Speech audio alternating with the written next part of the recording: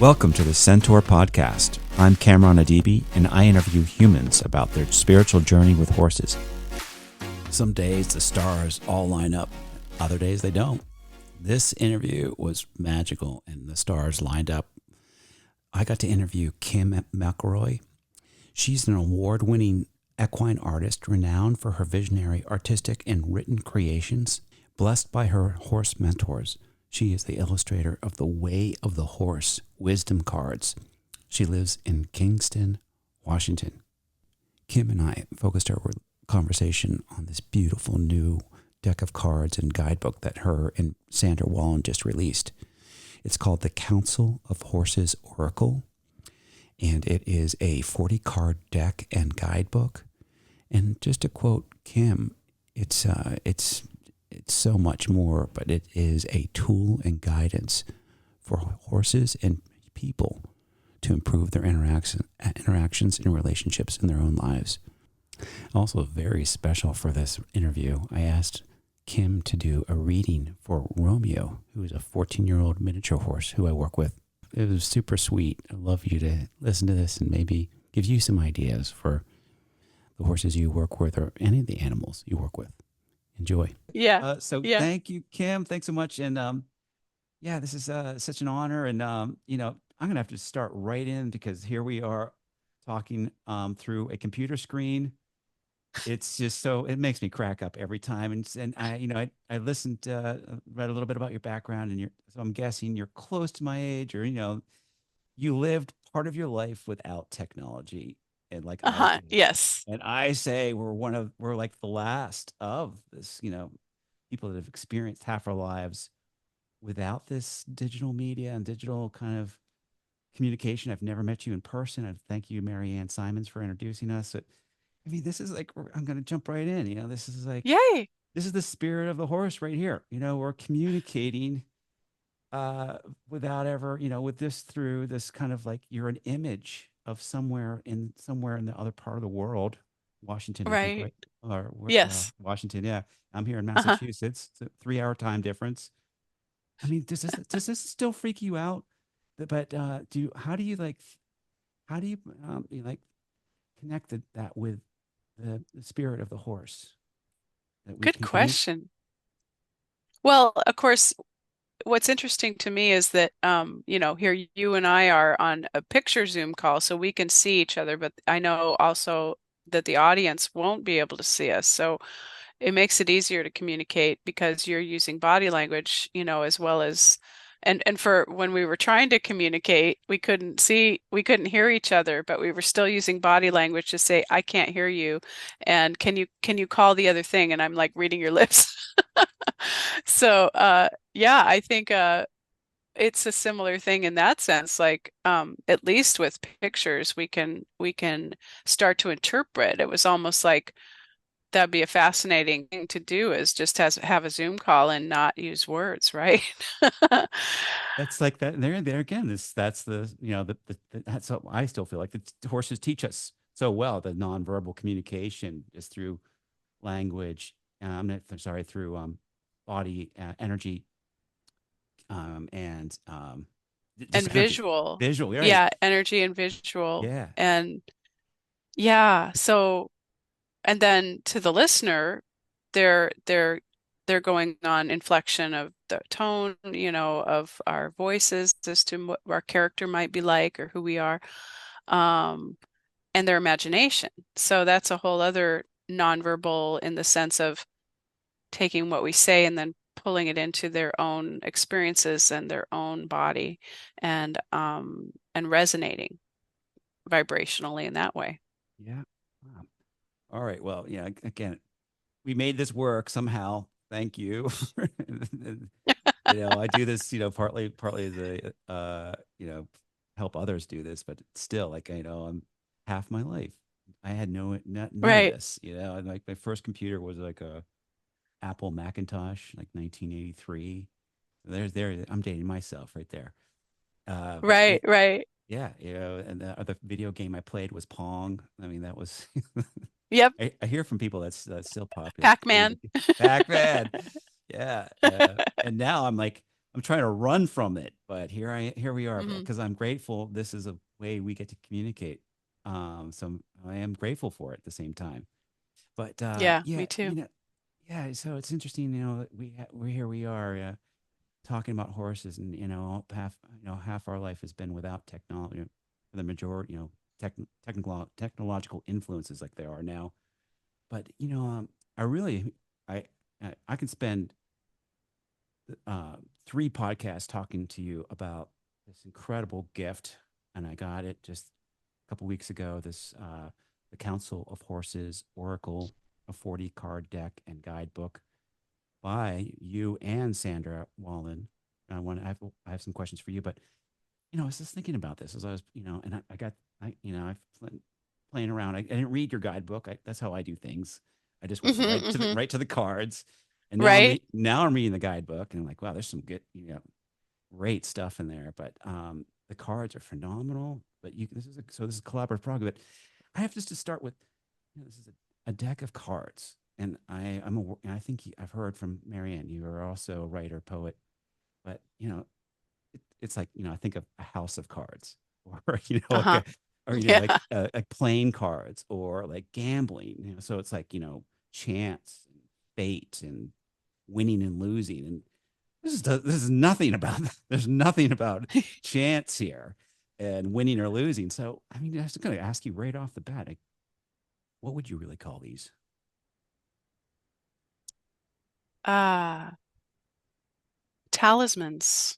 Okay, all right, Yeah. Yeah. that's good, Keystones. Hmm.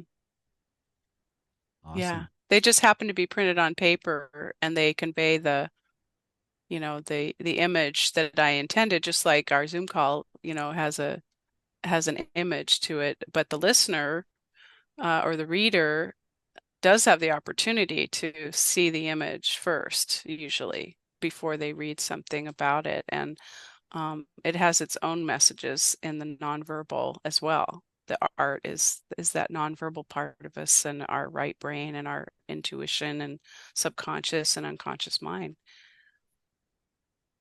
Yeah, Yeah. there's so much to unpack here. So again, I try to stay on topic as best I can, so because my mind will wander. But I'm very interested first in the background, and can you explain a little bit how you? So this is a group effort. Yes. Most good, good projects, including all these many horses, both physically and mythologically. But there's a few physical ones here, which I read the intro. But can you first explain how you and Sandra met, and how this idea emerged? Yeah, absolutely. So we met. It was sort of a grand conjunction, actually, of amazing beings coming together. I was just starting. I'd been doing my art career, painting horses exclusively, for at that point it would have been gosh, about 8 years. And I was I had just gotten my first horse, Dharma, who is in the deck as well. It about also 8 years prior. Just well, sorry. Let me think here. So I got my mare in 90. So I'd been doing my career longer. I started in 1987. I can't do math and talk at the same time. So I started my career in 1987. I met my first horse in 1996. And then in 2005 is when I met Sandra Wallen and Linda Kohanov. And Linda Kohanov is maybe familiar to many of your listeners. She has written 5 books now on the horse-human bond and the amazing science and intuition connections that we have with horses. And Sandra has a equine assisted learning center in Maple Ridge, BC, Canada, and she was hosting and co-facilitating a workshop with Linda Kohanov at her ranch and her farm. And uh, I had just met a friend named Connie Funk, who was also on this same path as I was of learning from horses. And I had connected with Linda Kohanoff in 2000, actually, so that would have been like 5 years before, um, in in the field that she was teaching of equine facilitated learning. And she had written the Tao of Equus, which was her first book, and just a groundbreaking book for anyone who's ever, been curious about the depth of, what horses are here to teach us. And she had interviewed me for a story about my mare Dharma, so I knew of her, and I had connected with her before. And so this grand conjunction happened where this amazing, because of the gift of my friend Connie, who knew Sandra and said, "You've got to come to this workshop." And I said, "Well, I can't. I've already signed up for another workshop with another facilitator that was Linda's apprentice. And I had paid the deposit, and I was like, God, I wish I could have gone. That would have been amazing. Of course, I want to meet Linda Kohanoff, but how do I get out of this other thing?" And so she took my I wish and turned it into reserving a spot for me at that workshop. She added my name to the waiting list. And about a month later, I got this phone call that said, you can come." And I said, "Come where?" And it was amazing. So I, of course, dropped everything because I was like, this is meant to be. And looking back, it's amazing to think that, that I met such, two very powerful women at that event, and it really changed my life in many ways. Not only meeting them and and that led to projects with both of them, but also um, being involved in learning from Linda Kohanoff and her techniques and work with horses was the first time I began to experience in my body, mind, body, spirit, the healing power of horses in a way that I began to recognize how I could dialogue with them about myself. I had spent my life up to that point in my artistic career really, um, I until I got my first horse, even just always feeling like I was connected to horses. They were always a part of my spirit and heart, but I didn't have a lot of physical experiences with them, and actually quite rare. So the times I had encounters with horses were incredibly memorable, and I I recorded each, breath, each moment that was spent with them, but it wasn't a part of my life until I got my horse. But then when I got my first horse, she was an ex-race horse, and that's a whole other story. But her healing from her traumatic past of being a racehorse um, became my first priority. So in some ways, being with her was like going from not knowing anything to rocket science about how do you navigate with this huge being that's quite athletic and has a lot of fear, and is overstimulated, and how to stay, present in that, and be safe. And then so the idea of learning from horses or receiving guidance from them hadn't even occurred to me at that point, because I was so busy just navigating the physical reality with horses. And so going away to this workshop and being present and learning how to be grounded and centered and receive in a safe environment from horses that were teachers and healers, and had that kind of presence and calm uh, um, way of imparting their information, just really was transformational for me, just to receive that guidance and wisdom from them, and then learning that I could access that with them in present moment, in the space with them, rather than in my imagination, in my art studio, or in my drawing, as I'm drawing the spirit of a horse, to stand in front of a horse and receive that and get impressions behind closed eyes for the most part, or in a setting where you're in a round pen, and dialoguing with them in some kind of quiet way, or where there's a dialogue going on. That was totally new to me, of how to be in a space with a horse and recognize that their movements and their body language and their expressions were reflection of me. So all of that was just mind-blowing.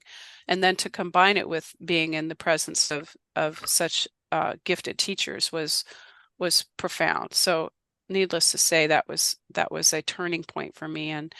Um, and in that, all of that just came coalesced in me to realize very quickly, within a few weeks actually, that there was something that all of that could contain in the way that I was doing my art and the way I saw how people responded to my art, and how could that be conveyed to others, because it's sort of like everything I take in as an artist that is my own personal growth and my own healing. All I want to do is turn it around and explore how to give it back, and so that became a project that I did with Linda Kohanoff that just evolved magically from there very quickly in a series of synchronistic events where um, she and I, because of a suggestion of a bookseller, ended up realizing that we could co-create a card deck together. So that was the way, it was Way of the Horse, Equine Archetypes for Self-Discovery. And that was published in 2000.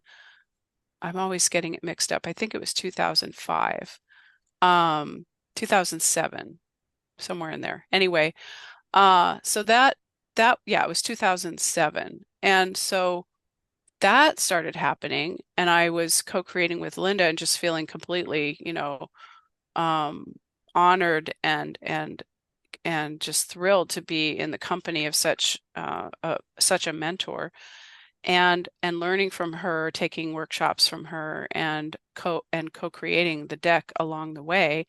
And then at the same time, I had more of a feeling of what do I do in the world? And I started teaching workshops with Sandra Wallen, and we started doing like visionary. At the beginning, it was more like teaching people how to let go of their creative angst and move into a space where they could draw themselves and allow art to come through them in the presence of horses. And that was so wonderful. And in that process, because we were working together, I was just meditating one day, and actually at her home I think we were teaching a workshop, and I was asking, what work do we have to do together? And I got this very strong vision of a guide that I had seen at other times in my early experiences of these kinds of spiritual experiences with horses in my mind's eye, and shamanic journeys that I had learned to do with all beings, but especially horses. And anyway, long story short, I had an impression from a being that I recognize who's also in the deck. His name is Akashkua, and he's a guide that helps us with Akasha, which is spirit, and also the Akashic records. And I just got this brief impression of his powerful spirit, and then he led me to another place where there was another horse that had a name, which is rare for me to get names in my meditations. And that horse led me to another place that was like where many horses were gathered. And I just got this feeling like there's something forming here that is wanting a voice. And I expressed it to Sandra, and we both were like, this has got to be a joint project. Maybe there's something we could do here. And it's interesting because I actually hadn't put it together until recently. I was telling this story, and I was like, wow, that was before The Way of the Horse came out. And so it was like two projects that were evolving. But interestingly, that was like 18 years ago. So it's only now that the Council of Horses is emerging. So yeah, so that's how it all kind of started to form, was when I began that journey of how do I convey what I'm learning as a novice and as an apprenticeship to horses. Awesome. It's incredible. I mean, it's going to be chills almost. I mean, and again, Linda and Sandra, you know, at your access. I'm very jealous. Maybe I can Yeah. con you and getting me to talk with them and interview them. But Right, right. but so I call your deck the herd, which you do actually in your book. But I think there's a card about patience or there's a card Patience that is a virtue. yeah Yes. represents which one which And actually, it's interesting you bring that one up because that's Red Bear, and Red Bear okay. was the horse that was the first one that appeared to me basically from the council, and at the time, again, as acolytes, in my back of my mind, I was like, a horse named Red Bear. Oh, interesting, and but he's all about yeah, patience and Yeah. the symbology of hibernation. Sweet. Yeah. So you Hmm. already started to talk about, but that was the next question is like, what was the creative process like? Because it sounds like there's you guys really complement each other, you and Sandra. Even in the intro, Sandra were was responsible for two of the cards. And I have no, Yes, I have no better way to talk about them. They're not cards, but that's how I'm gonna have to right. talk about it. These miniature paintings that you can hold in your hand. So Yeah. they were paintings, right? So Yes. that were digitized. But yeah, you guys complement each other. And how could you just describe a little bit more about the whole creative process, how that worked? Sure. Yeah. Well, we knew that given especially that Way of the Horse cards had come out with Linda and had been out for some time at that point, and Linda had a very focused direction that she chose to do with her deck, which my art illustrated her concepts, and much of my art that was used for that was already created. So she found concepts that I'd been painting all those many years before that fit what she wanted to teach. And so it worked out really beautifully. And then I did 6 new works of art for that deck that were mostly her horses and my mare Dharma as well. So that deck came together in a co-creation that was had a much more sort of um, focus on the work that she was doing already. Whereas with the Council of Horses, we have Sandra and I have both been very curious about horses in general as spiritual beings and what is their role in teaching humanity? How have they come into our myths and our stories and our imagination and our psyche um, throughout history, as well as we wanted to ground that in, the horses in our lives and what they've taught us because our mission is really to support the well-being of humankind, but also horsekind. And that's one of the ways in which our deck is unique because we really want to bring awareness to a broader audience and whoever is touched by this project, whether or not they're horse people, quote unquote, and actually welcome, people who because there is this amazing, phenomenon of how horses reach out and touch people. And we had to convince the commercial world of that because the publishers that we contacted over the years were thinking it was a niche market and it's only equestrian people who ride horses that might be interested in this, and they're this percentage of the population. And it's like, no, if you have any conversation in any grocery store, any bookstore, anywhere you are, you're going to meet people who are like, oh, there's something about horses, and they're going to feel that whether or not they've ever ridden a horse, much less been around them, or it's just it's in our psyche. It's part of our DNA, and so that was so how to condense that was really our biggest challenge, was how to take that incredible history of the horse and mankind and our journey together through time, and how we dominated their species in order to conquer uh, you know, others of our kind, and travel and do all these very mobile things. But who were they before that all started, and how were we connected with them, the myths and stories throughout so many cultures? I mean, once we really started researching, we could have written 10 books on the subject because it's just vast. And so we picked some of the strongest myths that are beloved in our culture, and also chose some that were a little bit less known, like the Chinese dragon horse Longma, and the Kelpie, which is a Scottish water horse, and some other beings like that. And then along the way, we also discovered that in our meditations and musings and conceiving of how this horse human dynamic has evolved, we began getting impressions from what we considered were other beings or other forms of consciousness that had names and identities that were almost like their own myth, that we didn't feel like we were, it's not like we were making it up. It was more like when we asked that consciousness, how do we define this aspect of horse consciousness, a being would show up and present itself to us and say, I'm the one that holds that for this space. And that was incredible. And so, I mean, it gives me goosebumps just talking about it, because it was really profound to fathom that kind of dynamic happening in this project.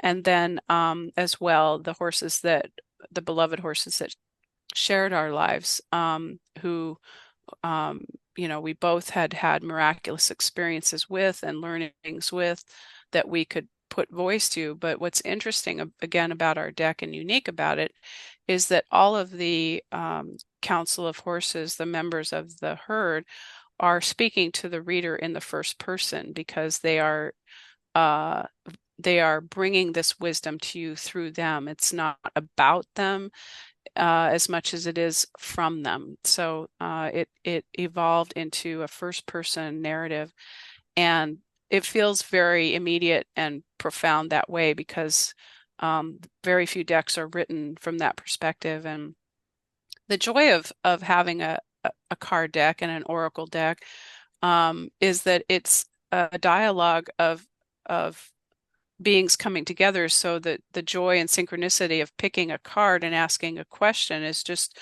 a way of inviting the conversation with that being. And it allows our subconscious and our psyche to identify um, principles and concepts that are more immediate to the question, and therefore seem more relevant, to what we're trying to learn in whatever issue we're working with, or whatever thing we needed reminded of. And divination is something that it's not about foretelling the future. It's something we all do, whether you know, we're just driving down the freeway and we see a billboard that has a name on it that means something to us. And even I've heard that people would open the Bible, and back in like even the early times of Christianity, they had rituals. And I remember watching Cadfile, was one of my favorite series, and uh and Cadfiles, the monks of whatever time that was would open the Bible to determine someone's guilt or innocence in that case. So and what we found actually quite fascinating, which we didn't know, was that there is a word for horse divination, which was called hippomancy. And that there was times in, I think it was Celtic mythology, where horses were considered divinatory, and they would be led or at liberty through certain series of sticks that were laying on the ground, and however they walked through the sticks, that would determine what the answer to the question was. So that was really exciting when we found that out, because it was just one more synchronicity. Yeah, we should probably try to list all of those, but yeah, there's this card deck guidebook. There's so many things that are unique about it, and one of them, we have touched upon, but there are some of these are based on animals that have been physically in this world, and others that have not, and that's really cool. And then also, I really appreciate that you say this too. This is really for anyone. It's not just for anybody that has a horse or leases a horse or rides. This is anyone can access, because you mentioned it so well. It's in our DNA, and how we have coexisted with this animal and others, but especially this one, and Yeah. to our own well-being. But yeah, the thing I have to ask, and we're going to look at these cards here in a second. We're going to pull a card, but is there one card that I have to ask this because I'm still new and just playing around, but there was one card that came right out of the deck and popped right in the storyteller. Right, jumps out. Yeah, Yeah. right. And I shared that with you by email. So is there just one card that I know that this is your herd, but the one card that kind of keeps reappearing or kind of shows up? Like, The card I like to bring sort of first to people's attention, because it answers, I think, what we were just talking about, which is what is our connection with horses, and it also brings forth that amazing group consciousness of what we feel is the group consciousness of horses that manifest as the horse. And in this case, it was a being we called Mythic Horse, and he called himself Mythic Horse. Um, and that kind of so let me pull that card and I'll show you a picture of it, and then I can read a little bit about it because it's in the artwork, there's some symbology that people might not catch right off when they look at the card. But if they look closely, and that's why it's so nice to hear the stories behind the cards, because there's more to meets the eye. So it's hard to, it's almost impossible to see on the card, but here's the yeah, card.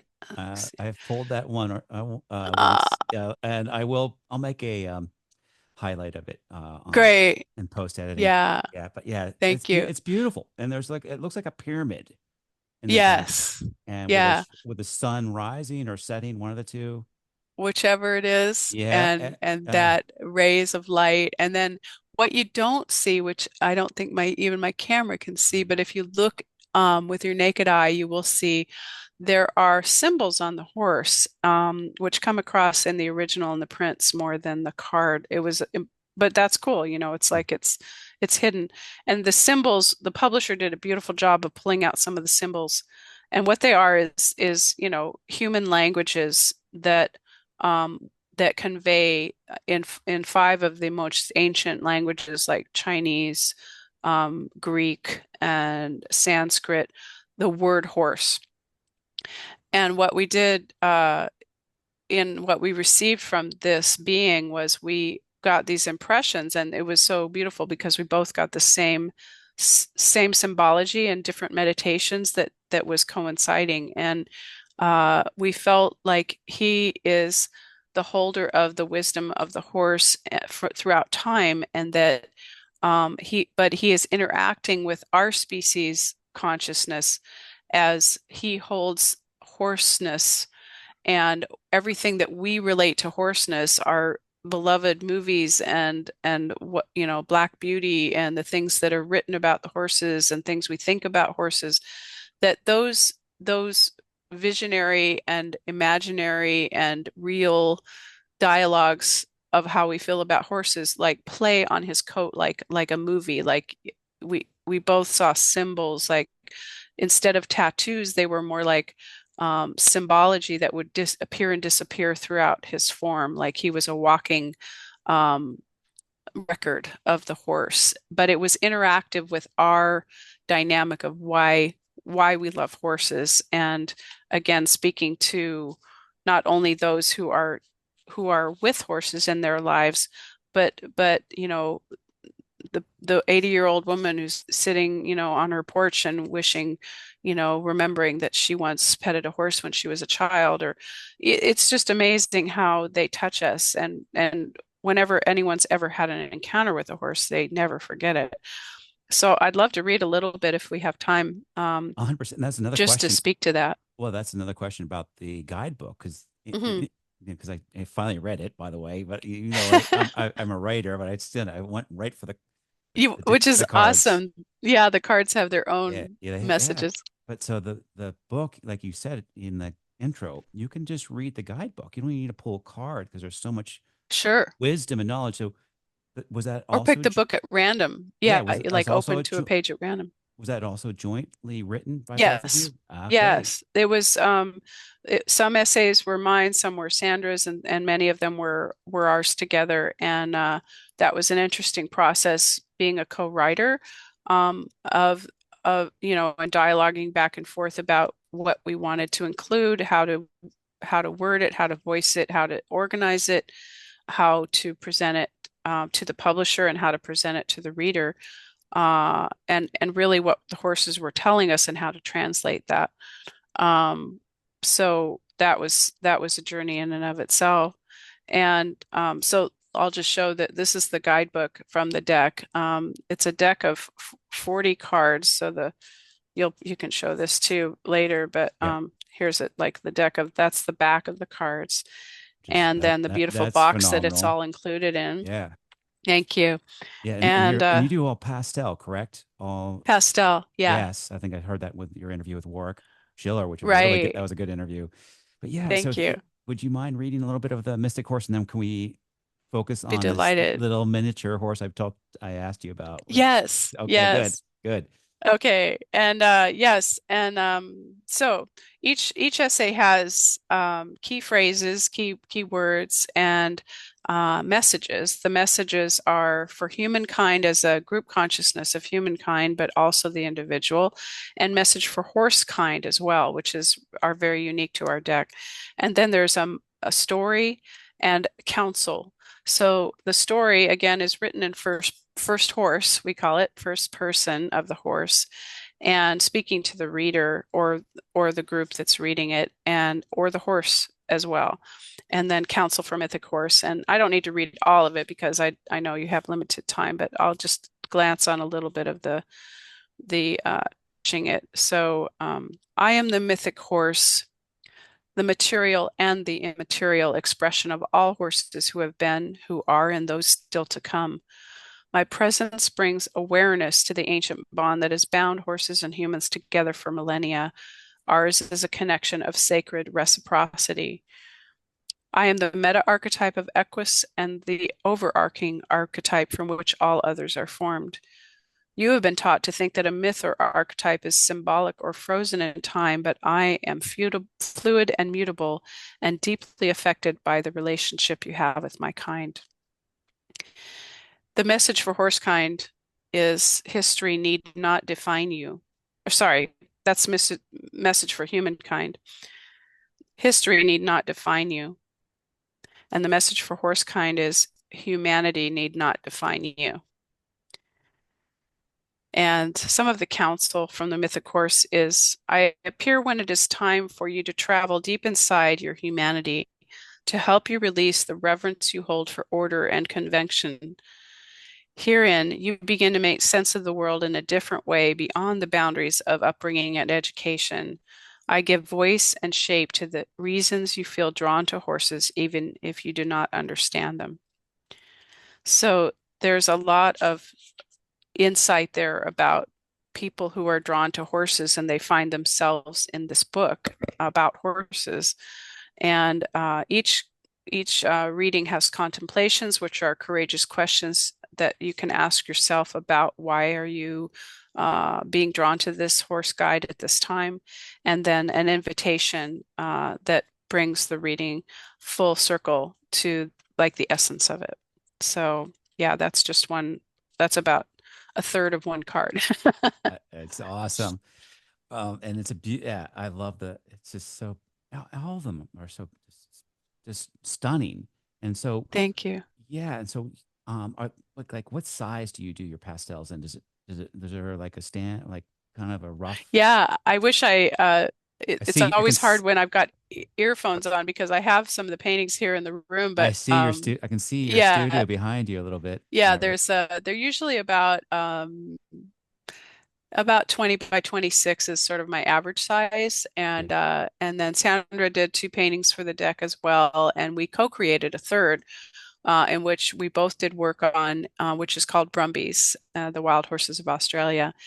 And Sandra's two paintings are Enbar, the fairy horse, and Ambassador, who is a wild horse from Return to Freedom Wild Horse Sanctuary. And that's another point, which is that um, I wanted to mention is that so many of the horses we were drawn to and literally drawn to were the wild horses and their wisdom as well as the domestic horse. And we both have had really profound experiences at Wild Horse Sanctuary, which is Lompoc, California. And it's a sanctuary that that rescues and gives home to horses in a wild setting that's as close as it can be to a wild herd, and as well does advocacy for horses, in trying to stop the roundups and that sort of thing. So many of the horses that spoke through us were from that sanctuary as well. Yeah, I want to hear more about the kind of that as well. But the other part that's really just kind of, I think, so fascinating is that, this is art. I mean, this is incredible, but there's something, you're tapping into. And one of your questions, actually, I think, in your press release, and I like this question, is how do horses and art allow people to tap into their own healing? How would you answer that question?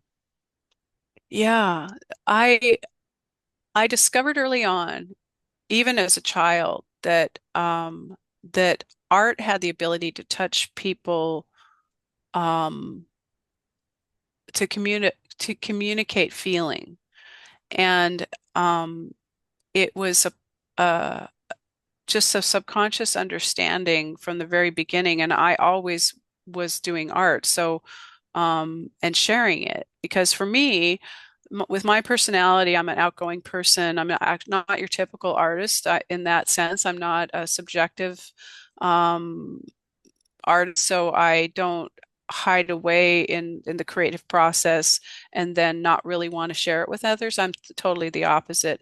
I might be introspective in my creative process, but then I can't wait to share it. Like, so it's been actually torture, because some of these paintings were done a few years ago and I have not been able to show anybody until it was released. But I learned that when I started, of course, then combining horses in my art, which was relatively later in my career, you might say, or my learning. It was really in college that whole story unfolded, which made perfect sense, because I played horse as a child. I was a horse in my spirit, and didn't get to spend any time around horses, so they kind of weren't in my field of vision until I was in college and had an encounter with horses that changed everything. And so when I began combining horses and my art, I realized that they were the language that I speak. Like, there was something about how I painted horses. And one of the very first paintings that was an epiphany in that regard was I did a very abstract horse, which is in the other card deck, The Way of the Horse, called Halcyon, and it's a blue ethereal effluus, whatever you want to call that, almost formless horse, just the face of a beautiful blue horse, and but almost floaty, like it looks like it's just underwater almost. And Halcyon is actually the name of, I chose the Halcyon because it's a synonym for peaceful. It's also it's a bird in mythology that makes its nest upon the waters, and wherever its nest is, that the waters are stilled and calm. And I saw the image as very peaceful. And I a dear friend of my mom's and I was our minister, and she was also a counselor, and she bought the original painting. I was so thrilled, to sell an original painting was so exciting, and in the very beginning of my career. And she hung it behind her chair that she sat in when she was doing her counseling. And she said, when we went to visit her, like sometime later, she said, I moved that painting from my behind my chair for a while. And I said, really? And she said, yeah, a couple of people kind of said, well, I that painting makes me uncomfortable. And she was like, gosh, it's beautiful. I can't imagine it's not, you know, dark in any way. So she moved it, and then she started thinking about it. She said, as the counselor, it occurred to me that if something was disturbing to them, they needed to look at what it was that was bringing up. And this was all, so intriguing to me, because I really hadn't occurred to me. But I began, because I took my art to trade horse events. That was in the early part of my career, when that was the best way to sell my art, because I wanted to go directly to the public. I didn't want to show, I tried a few events through galleries, But then the problem with that was somebody would buy a painting, I'd never get to meet them. I never got to have a conversation with them about why I painted it. They never got to meet me. And I thought, heck, and besides, they took half the money, right? So I thought Right. I'm just going to go right to the horse's mouth, as it were. So I went to horse events, and um, it was so interesting to be in this sort of mundane surroundings, at a trade show, at a horse event, and have people come up to my booth just expecting, some pretty pictures, and they'd look at my art and they would stop and they'd kind of get quiet and they'd stay a little longer than they'd expected. And if we had a conversation, we'd start talking about feelings. And I began realizing that there was more going on, that there was something the art evokes. And so I think that the two were just married in my awareness of horse and art combined, began to make me realize that um, I think the reason was that I truly, having not come from a horse show background, I never competed. I just wanted to be around horses, and that's the way I draw them. I draw their essence, not just what they do and who they are as a physically, it's beyond the physical beauty. The physical beauty is really more about from shining from within of who they are as a spirit, and then what form they take. Um, but what happens is when people encounter that, it takes them out of their everyday, oh, I took that horse, out in the round pen and I did this or that with it, or this is the type of riding that I do, or you know, any of that conversation about what we do with horses, and put them right back to the moment when they first fell in love with horses, and sometimes reminds them, hopefully, of who that per person is and who that horse is, that is beyond all of that worldly conversation. And so I think those two things invite, and the card deck is intended to invite the reader and the looker, the listener, to embrace this incredible being that has been with us for countless millennia now. And we even looked back into not only human history, into the cave paintings, and how that all started. Just the very fact that there were cave paintings and that they were mostly horses. And those horses weren't domesticated even remotely at that time. They were admired, and there's, a lot of research to show that it wasn't because they were hunting horses that they were painting them. In fact, it was the opposite. So it was their wanting to shamanically embody that power. And so I want to return our awareness of horses to that sacred place, and art is a way of doing that.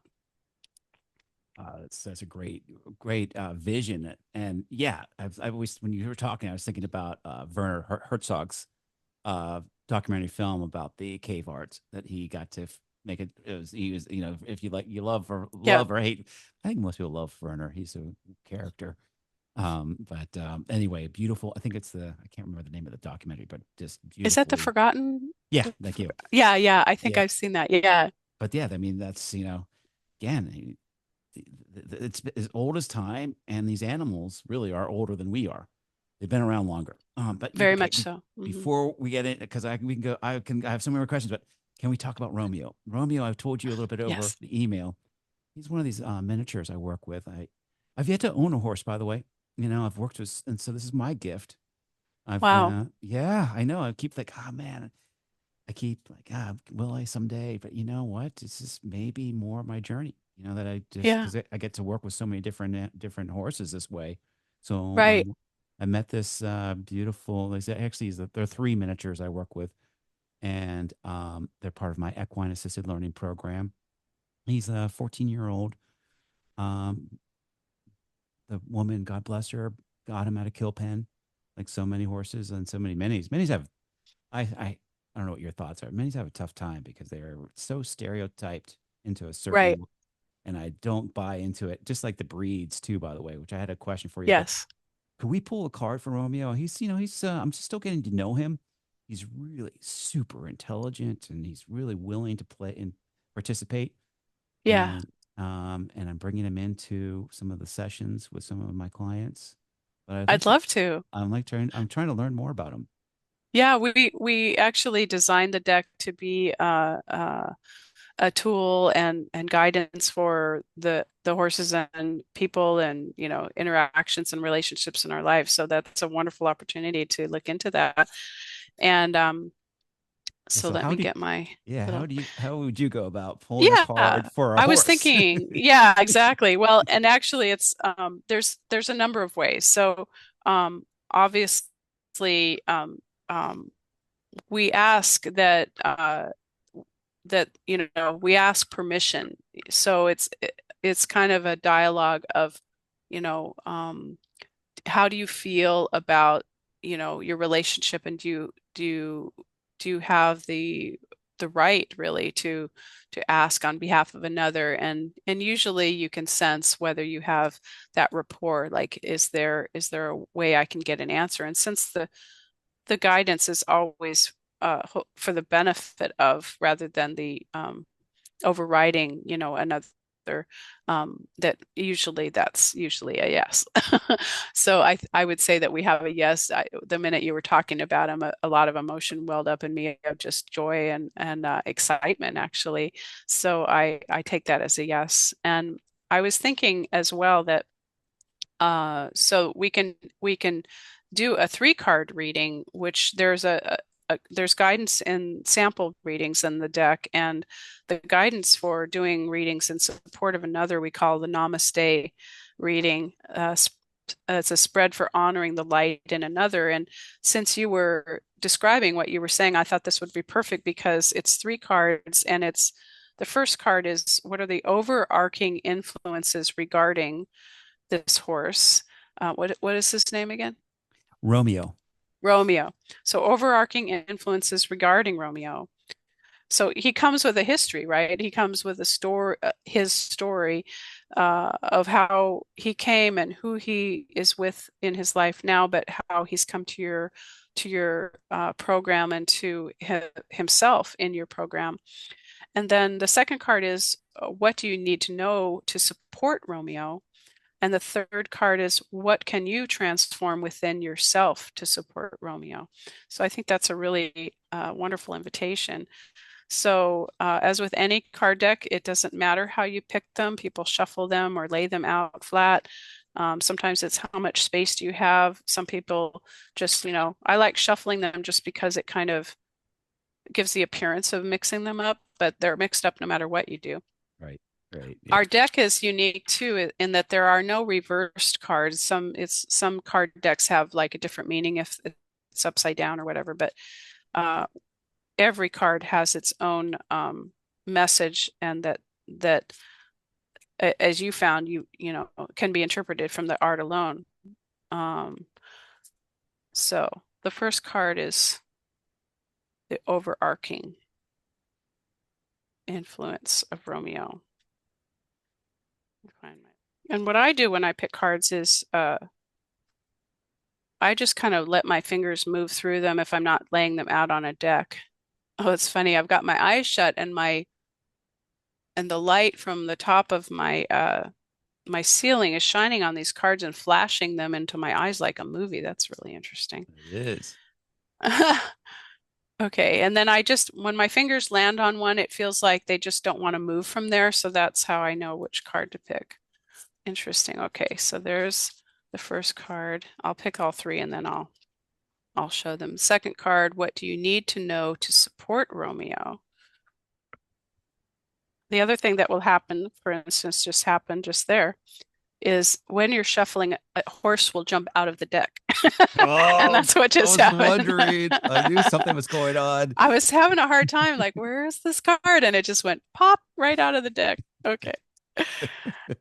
Okay, and the third question is, and it really helps, I'm talking and blasting around, so I'm not very grounded. So it helps to become quiet and grounded and talk with the cards, from your heart. But it works either way. I think it's So the working third perfectly. question is, what can you transform within yourself to support Romeo? So what assistance does he need from you? And the beautiful thing about cards is you can't pick a wrong card. There is no such thing as wrong, and that every card has a message. That's all archetypal wisdom. So horses are really good at that, showing up. All right, so the first card I picked, which is overarching influences regarding Romeo, is called Ex Tenebris Lux. Ex Tenebris Lux is a Latin phrase that means from the darkness comes the light. Mm, yeah, I And haven't seen this that's one. the key. Yeah, the key phrase. Sorry, what did you say? Ah, I got it. Okay, I got it. I picked it out. Oh yeah, I got it on perfect. my deck here. Yeah, Yes. look more closely in Oh your man, there's multiple horses in this. so we'll describe it to the reader. So yeah, to the listener, it's a herd of amazing, almost monochromatic herd of gray horses coming erupting out of this dark gray cloud, and in the center of the cloud is a huge swath of light, illuminating these horses as they are coming towards you, galloping towards you. And the Wow. centermost horse is an amazing dapple gray horse that looks like he's coming right to your core. And out of his core, out of his chest, is a burst of light forming. And all of these horses are gray, and that will be made evident when I start reading the essay. But yeah, it's a very powerful card with all these horses. Oh, this is Tell me what incredible. your impression Oh of my it is. God, so many different things coming up. So first of all, this is I just for the first time just put this together. Um this is the cover of all the Yes, cards. This one yes, image of the back this of image. yeah, of this Hmm. gray coming out of the light, this gray horse coming out of the light. So yeah, this gray horse coming out of the light is I shared this with some of my friends when got the deck, and they're like, "That's Hunter. Hunter's the older gelding who I've been Oh, working with." They're who's like, like "That's his his mentor his or his mentor." herd mate? And Yeah. he's actually he's actually the guy that, the horse I work with. But I'm introducing War, and and Hunter's helping me oh yeah, you read my essay. Hunter's helping me kind of Get help the measure of get Romeo. Romeo, yeah, get Romeo on Literally. board with this new Right. kind of idea because this is new. So yeah, this Nice. and yeah, and then Romeo is a shadowy dark color. Okay. So From the Hunter, darkness comes the light. yeah, so right Yay. there, yeah. So yeah, That's please, amazing. can you please read? Sure. I Yeah. want to hear what you have to say. So, extenebrus lux, from the darkness comes the light. The keys are shades of change, ages and stages, and tempered by time. The message for humankind is honor life's black and whites and all the grays in between. The message for horsekind is we thank you for the light you have brought into this at times darkened world. Our story, long ago, we lived as spirit horses who danced among the clouds. There we galloped in ethereal meadows of cumulus billows and grazed among the windswept swirls of mares' tails. During a particularly dark storm, moist air jostled and spun, causing our energy to coalesce into the denser forms of earthly horses. Wearing the colors of the clouds that birthed us, we poured down from the sky in a maelstrom of crunching rain, bringing our light out of the darkness. Unlike most horses, we are born dark like the charcoal clouds of our heritage. Yet as we mature, our coats gradually transition through every shade of gray, from the slate hues of a hailstorm to the vivid white tops of thunderheads. Our ever-changing color chronicles the aging process. Once timeless spirits, we now embody the elements of time itself. Counsel from Ex Tenebris Lux. So let's see what I'll pull out for this situation, just so we don't get too long time-wise. Uh, We encourage you to step into the gray areas where there are absolutely no absolutes and the only constant is change. Being about either or as well as both and, we remind you to honor the shadows, the darks, and indeed the lights. We ask you to look most directly at the areas of your life that need more definition and boundaries or less. So for Romeo, what comes to mind as I read that is that he's come into a place and a time with you and your herd that maybe is a little is a new experience for him because perhaps he's like, what am I doing and where am I going with this? Like this is different than the usual horse human thing, right? I don't know what his other experiences have been like, but maybe it was more black and white, and this is more of a gray area. So it's a nuance, right? Absolutely. Yeah, definitely. That's exactly it. I mean, it's just, Hmm. he's picking it up, but it's like this is not what he and Hunter also same thing. It was like Hunter was like, no thank you until finally like, this is gonna be fun and you get to participate. And then he's like, oh, now I get it. Yeah, like we're actually looking for what you want to offer instead of what we might be, asking of you to rise to. And another sentence in this essay is like one of us being the extra lux herd, like us, you can embody your identity while maintaining a flexible vision that can change and shift with the perspective of time. So, and also Romeo is middle-aged as horses are. His you said he was 14 or so. Yep. So yeah, he's kind of in that age where he still hopefully has some flexibility to see, that he has gifts that he's brought to this moment and yet he's not quite an elder yet. So is Hunter older than him or Yeah, Hunter's 24 and okay. he's seen it all. He's done it a Right. lot and we're working he's so everybody in the barn comments how much better he looks overall physically. So I've done a lot of time and effort just trying to help him feel better physically Yeah. and then he's now that he's feeling better, and that's where Romeo's still at that he's getting there that he's like I'm ready to go. And that's when Yeah. that's why I wrote about that trail walk, because these are non-riding. Both of them have been riding horses. Even Romeo was a Uh-huh. riding horse for a young girl for a while. Okay. But so he has a lot of training, just like Hunter. But this is not something he's in his wheelhouse. So yeah, this is great. Right. I think this is a great card for.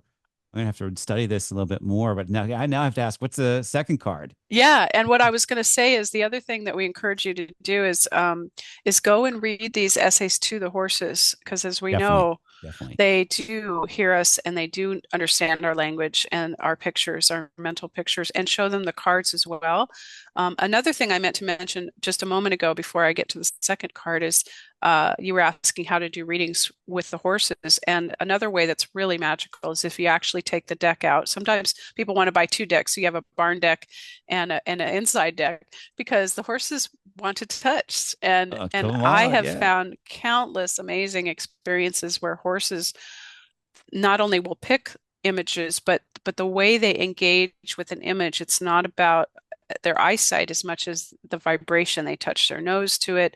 They get really quiet, they get really still, and they receive insight. It's amazing. So please experience that because it's just like once you've once you've shown something to a horse, especially a work of art, you never go back. Like you're just going to start showing them stuff because they get it, right? Oh, I got Okay, so so this, many assignments now. I have a lot of assignments. This is good. yeah, I I need my love assignment. that. Okay, so the second card, let me find the essay of what we're doing here again was Namaste. And it's what do you need to know to support Romeo? Okay, so This is the card that jumped out at you, right? this is the one that jumped out at me, which is interesting because it's about grounding. It's Hiraeth is the name, and Yeah. Hiraeth is a Gaelic word for Can, like can, can Mother you Earth. can you show it to us? Sure, say thank you for reminding me. Yeah, Hiraeth. Hey, yeah. it's a white stallion pawing the ground and sniffing the ground. He's sensing everything in his environment and very curious. Hmm. And Hiraeth is my understanding of it is like the Mother Earth, the home feeling. Uh, and the key phrase is letting the earth teach. So this is how you can support him, is letting the earth teach, barefooting it, come down to earth and getting grounded. Message for humankind, remember you are all earthlings. And message for horse kind, it is your birthright to be naturally grounded. So part of the essay is my senses allow me to converse with the world. The elements, seasons, and migrations are my guides. I learn from everything. Stones tell me of their journeys, some traveling vast distance over terrain and time, carried by glaciers now receding. The earth reveals signs of those who have come before, the well-trodden pathways of deer, scent tells left by the lynx and mouse, and a sapling oak springing to life from a squirrel's secret stash. Counsel from Heraeth. In the before times, your people lived in direct skin to skin contact with the earth. This made taking a walk on the wild side a natural pace, a part of your daily life. It's funny because you introduced these horses to me by talking about your walk with them. Oh yeah, So yeah, this is really interesting. yeah. It Like is. apparently that was a good idea. They were having a ball. Both and Romeo too he was so happy. I love that. Yeah, so this is all about connecting with the earth, which horses do naturally, but I would say since this reading is saying what does he need from you, is maybe he actually needs, they lose their grounding just like we do, especially in a new environment, a new herd, and with new people. So there's got to be, Yeah. oh, So I'm yeah, having a ball. So you thank you. too. Yeah. Thank you. So yeah, we were just talking. Yeah, you were in the We were middle of talking re about Romeo and how the card that he's picked is for him is about Hiraeth letting the earth teach. And I was just starting to say that what I was in reading this card just briefly to get the gist of it for you, I was thinking about how even though horses are naturally grounded and such incredible beings, they too can lose their grounding, especially in a new environment, a new herd, new people, a new vocation that he's being asked to embrace. And so I thought maybe this is saying, that there's something to be said for grounding and bringing to mind and feet the wisdom of the earth for him. Taking time, maybe this is asking an invitation of how you can support him. What you needed to know to support him is that perhaps doing some conscious grounding exercise and awareness with him and yourself before doing any activity or engaging. I don't know if you've been doing that, but it's always a good reminder for all of us. I forget to ground all the time. 100%. Yeah, Yeah. it's usually halfway in between something. I'm like, okay, now do. Oh, yeah, you realize, oh, things are going a little south. Oh, it's because I'm not grounded. Yeah, 100%. Yeah. So that's Good. Good. very perfect. And bare feet on the ground. In the case of horses, it can also be talking about the feet. What do their feet need? Do they need a new way of trimming their feet? We can go into all sorts of directions from this reading about being barefoot. Who knows? Could be anything but this was asking what you could need to support him. So keep in mind when you look back at this and read it for him, what pops out at you. And so the third card is what can you do to transform? What can you transform within yourself to support Romeo? So the card for this is Blue Horse. Okay. Yeah. It's kind of an interesting series of imagery. So it's a blue foal floating up in the stratosphere above planet Earth in a bubble of like a womb. And there's also a blue horse behind the foal And it's actually she's the same being. It's like her being born and her emerging into this blue being that's surrounding us. And there's all sorts of imagery in there which you can take time to look Yeah. into of Omega and the beginnings and the dreams of things. So, what can you transform within yourself? So, for Blue Horse, for you and what your transformation is to support him is Blue Horse is dreaming your world into being, having the blues, incubation, and reading the signs. Message for humankind, dream out loud, for when you do, wonders will appear from out of the blue. Message for horsekind, humankind has dreamed of you across space and time, but you are more than the dreamed. You are also the dreamer. What comes to mind as I read that is we think we have brought this horse, you know, perhaps you thought you had welcomed or invited this horse to come work with you, but perhaps he had a dream of working in this kind of work with you and manifested this in his own way to come and be with you and work with you and how you can support him. So this, my story is I am the blue horse conceived in the transparent womb that exists between heaven and earth. I am the incubator of dreams and the conduit through which your intentions take shape. As the vibrations of your thoughts traveled from your world into mine, my blue eyes opened, holding within them the memories of all you and I are destined to become. And as I read that, I'm hearing it like as if Romeo is saying it. I'm holding within myself the memories of all you and I are destined to become. And the universe is the realm of ideas. The earth is the realm of form. I am the interface between the two. I just feel like this is him speaking somehow. It's not even, it's the blue horse through him. Mm. Mm. He's telling you, I assist in the flow of communication between your imagination and its manifestation. My lessons are about receiving, listening, and timing. As you send your dreams and visions into the blue, a thought projection extends to the universe and through my realm. There I wait, listening for the ring of truth that emanates from your dreams of power. Once received, I amplify this truth and send it back as a sign that seemingly arrives from out of the blue.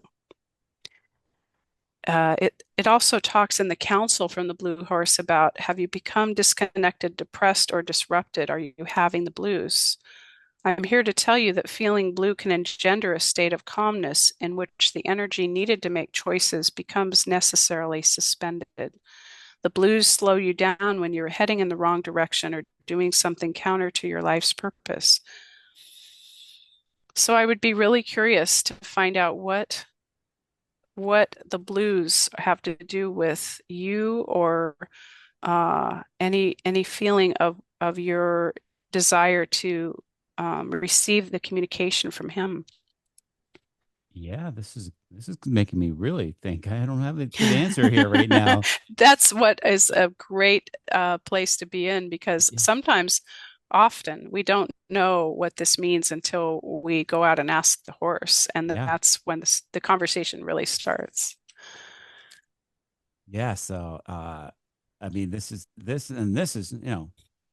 very mythological. I mean, there's a lot in this card here. Just looking at this card, there's a looks like there's no, so there's a human eye. Is that There's a a human eye, and there's a the symbol for alpha, which is the beginning, and like the molecules of yeah, the atom, yeah, and the kanji symbol is one that means like dreaming mm, and home and making your own reality. yeah. But yeah, the question that's coming out is, where did you get stuck in the process of bringing your dreams to life? Yeah, that's a good, I'm still in that process. So this is, good for me. And here's Romeo that shows up. Yes. So yeah. And Um, I always love that we think that we're the ones that, have brought the horses or saved the horses or or invited them to work with us, and I do believe that they call us to them, and that's always been my experience. No accidents. That and the fact I did have more questions about Dharma for even that, that experience and the Arabians, the Arabians, that story you told Warwick. I was like, oh, that's good. There's something more there.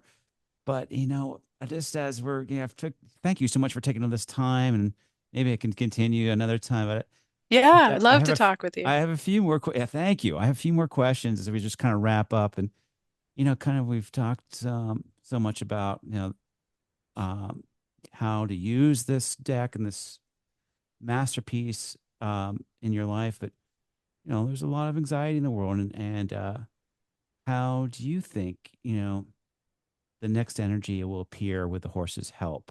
What's how does it? How are the horses guiding us now as we've gone through a lot of transitions from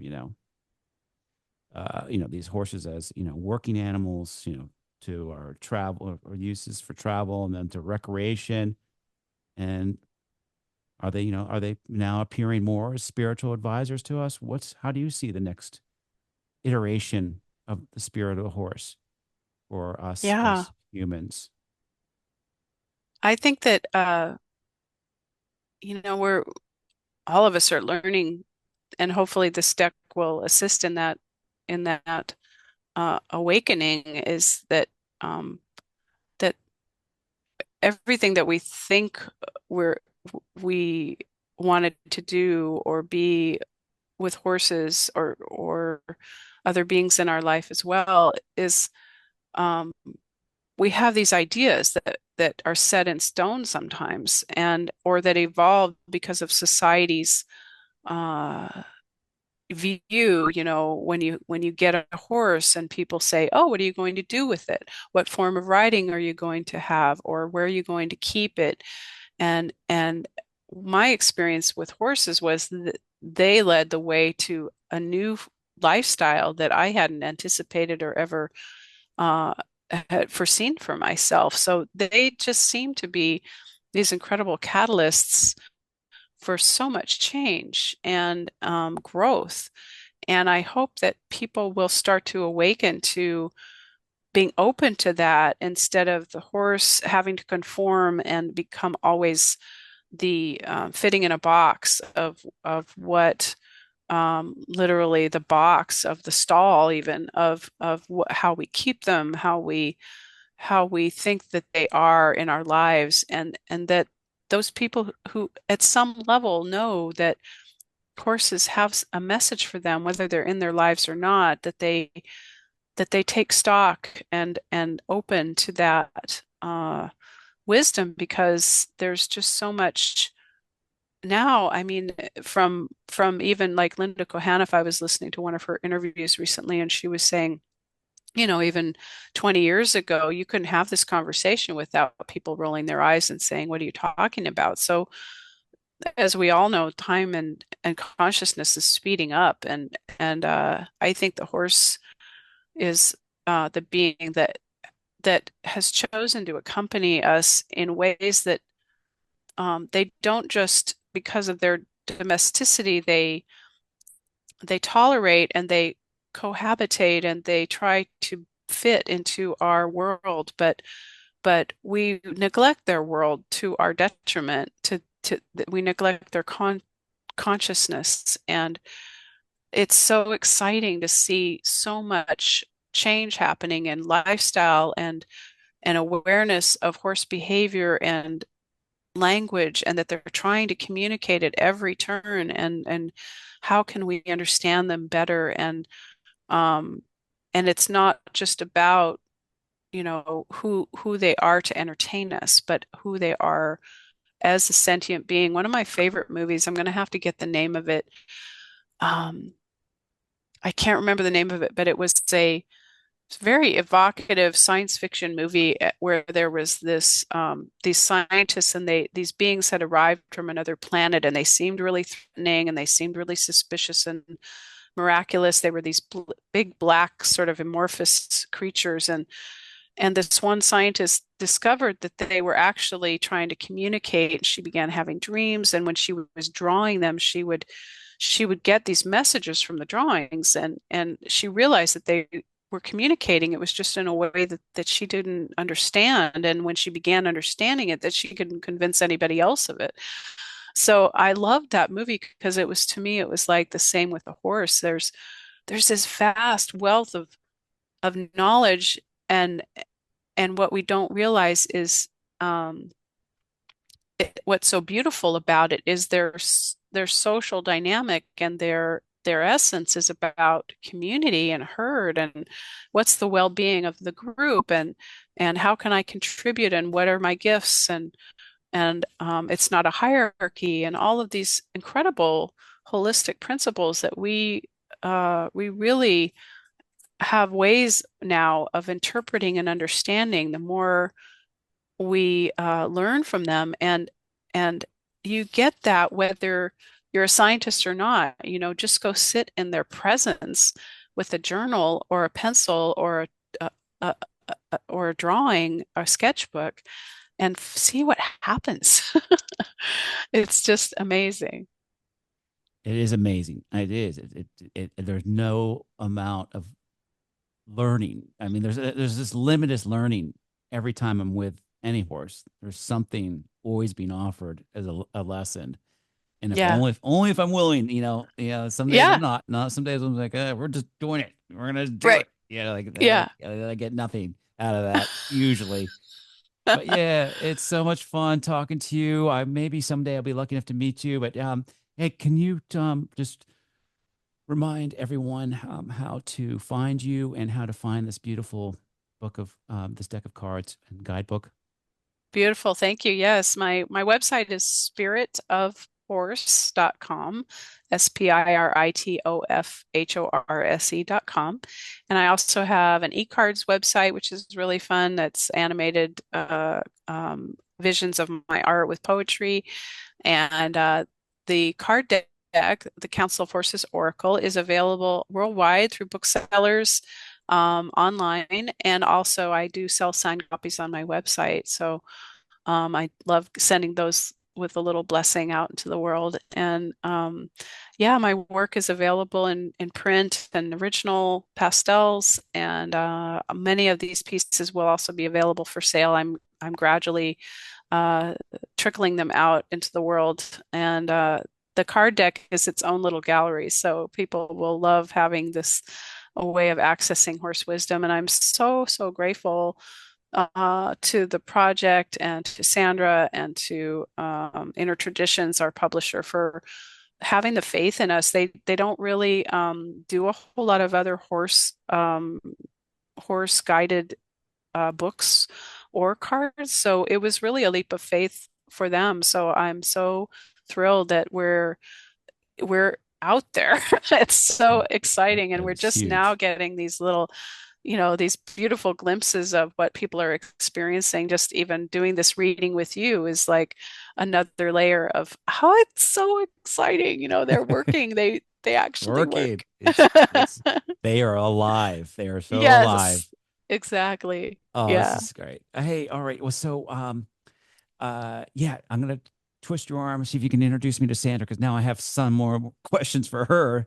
Uh, absolutely. eh, Yeah. and I'd love to talk to you some more. But thank you so much, and I thank Marianne Simons for introducing me Please to you. do. Yes, she's always held a special place in my heart, and has always been so complimentary about my writing and my art. And she's such an amazing, talented horse interpreter. I'm honored to be introduced, and I'm excited about the work that you're doing with autistic children and horses. It's just talk about finding a language. That's got to be fascinating. It's been such a gift, but I'm just tapping the surface right now. But I'll have more questions, and so to be continued. Till next time. Great. Thank you all for joining us. I really enjoyed speaking with you. Thanks. Have a great day. Thank you so much for listening. It was that interview. I can't believe I got to have that conversation with Kim. And I do want to talk to her more, but guess what? I am planning to speak with Sandra Wallen, co-author and creator. of this beautiful 40-card deck and guidebook called The Council of Horses Oracle. So stay tuned and please check me out at my own website to learn more about what I'm doing. It's at Cameron Adibi, so that's CamronAdibi.com. And please stay tuned, and thanks again.